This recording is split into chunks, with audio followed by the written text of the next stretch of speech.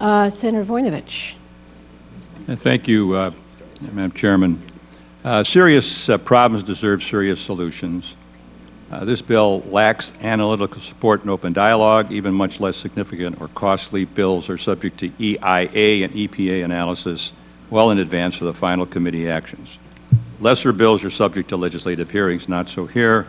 Lesser bills are designed to meet somewhat realistic assumptions about the real state of technology, not so here. I'd like to put into the record an editorial from the Post referencing Senator Cardin's called The Public Fisker. Washington can help build plug-in hybrids, but who will buy them? At the end of the article, it says, such are the risks of the Obama's administration policy, which seems to be fertilize the fields of green technology and hope at the end at least some of it sells.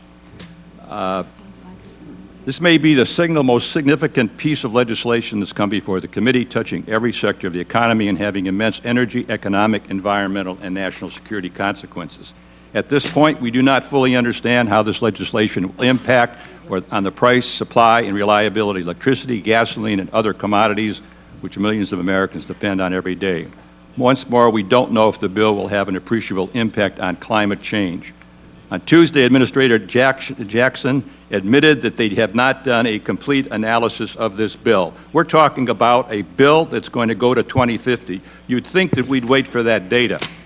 Madam Chairman, I have a Washington Post article, Economics of Climate Change at the Forefront. I'll submit that, which talks about the argument over estimates. The best information that we have right now is an analysis by the American Council for Capital Formation, which says this bill is an economic disaster. The fact of the matter is if you look at this bill, for example, states like Ohio are going to get 70% of our allowances taken care of, and your state of California is going to get 140%. That means a shifting of $385 million from some states to other states around the country. And I've got a poster here, chart. If you see the votes in the House, folks, these are the people who voted against the bill in the House. Here are the states of the people who voted for it in the House. And you can see the regional differences in the United States. Here we are. I'm in the, we're the Midwest, the manufacturing sector of this country. And we've got problems with it. But those over here, they think it's okay. California is going to make out like a bandit with this legislation. And so, Madam Chairman, I think it's time that I'm going to finish up. You can ask unanimous consent. I think that we need a sense of bipartisanship in this committee, and I don't think we have it. You complained the other day that Senator Warner is no longer on the committee. I did. I asked, does your definition of bipartisanship mean someone that agrees with you? I mean, we need to, this is a big bill. We need to really get at it. I'm willing to work with the people on the other side of the aisle. But if you jam this thing through here, it's not going to be good, and America's going to be very, very upset about it. And I'll tell you one thing, the people in Ohio will be very upset about it.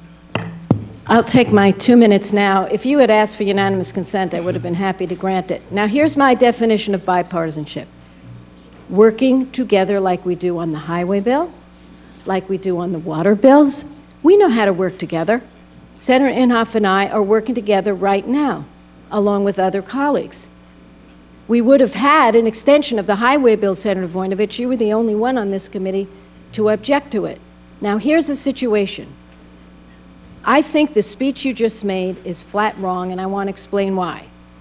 I have the EPA analysis, and they say there are barely any regional differences whatsoever. It's not a complete analysis, and the head of the department said it's not a complete analysis. I did not interrupt you, Senator. Well, you're editorializing on my comments as you do everybody else's comments here. Senator, I'm taking my time because I didn't take my 2 minutes in the beginning. I'm taking it now. Thank you. Thank you very much. I will